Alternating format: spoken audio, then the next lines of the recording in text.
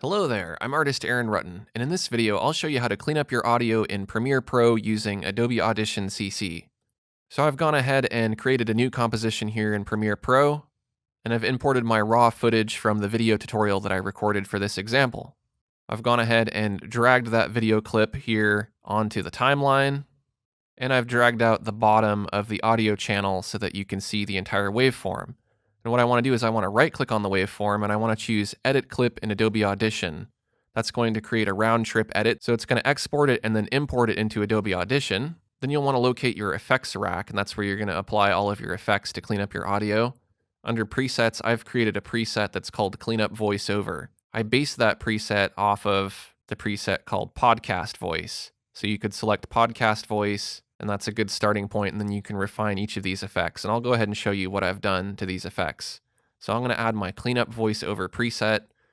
The reason why I add a preset is because then it's really easy just to add this preset, click apply, save it, and then I'm done, rather than have to add each of these effects here to the effects rack individually. So I'm going to click on the triangle next to Adaptive Noise Reduction and go to Edit Effect. And you can go ahead and match these settings here. There's also presets you can choose that work really well, like heavy noise reduction or light noise reduction. I believe I based this off of light noise reduction because I don't have a whole lot of background noise. And that's really important. You can only clean up your audio so much. So if you have a lot of background noise, really the better thing to do is change your environment and reduce background noise. I made sure to check high quality mode here as well. So I've added that adaptive noise reduction effect, which will reduce the background noise quite a bit. If you have extreme background noise, what you can do is you can actually just select an area of silence that has background noise. Then you can go to Effects, Noise Reduction Restoration. You'll want to capture a noise print. That'll analyze your audio for noise. Then you want to select all. So I can do Control A to select your entire track and then go to Effects, Noise Reduction Process to process the whole track.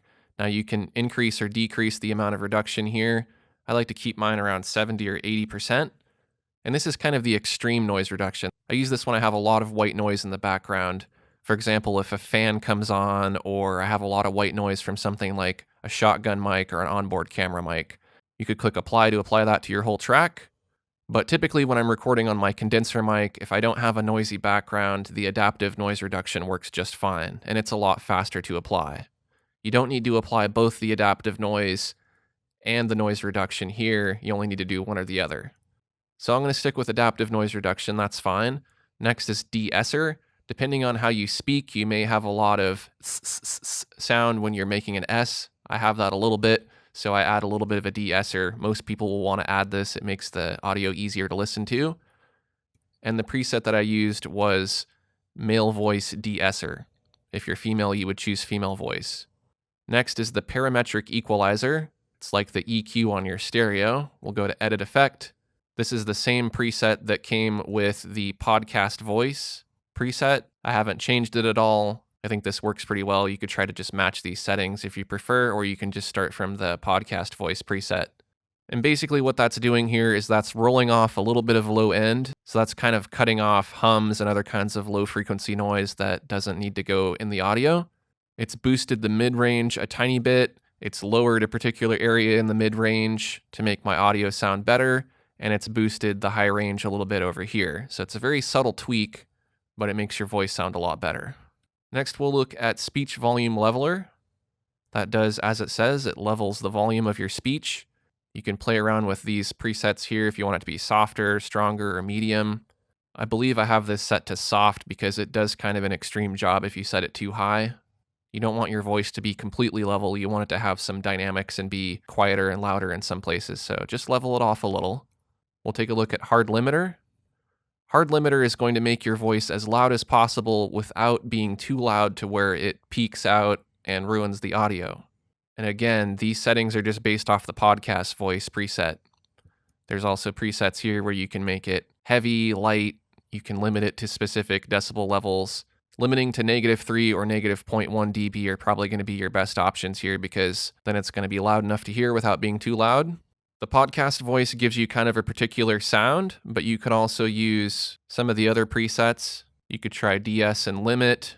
You could also try Radio Announcer Voice or Voice Leveler and Noise Gate. And just experiment with all of the different effects within those presets. Now, when you're ready to apply this effect, you need to click on the Apply button before you can save it. So it's going to take a little bit of time depending on the length of the audio. This is a 20-minute clip of audio, so it's saying that it's going to take 1:30. Just be patient and let it do its thing. And make sure that you don't close Premiere Pro or really do anything else. Just wait and let this do its thing. Now, once the effects have been applied, you're going to see a very drastic change in the audio waveform. Right now, the waveform is very small and scrunched, but as soon as this is applied, you can see it expands quite a bit. So that's showing that the volume has been leveled out and it's much louder now. Now you'll want to just go ahead and save it using Control S, and then you can close it with Control W. And if you hop back over to Premiere Pro and you just click on the timeline, if you give it a second, it's going to update the audio, so just wait.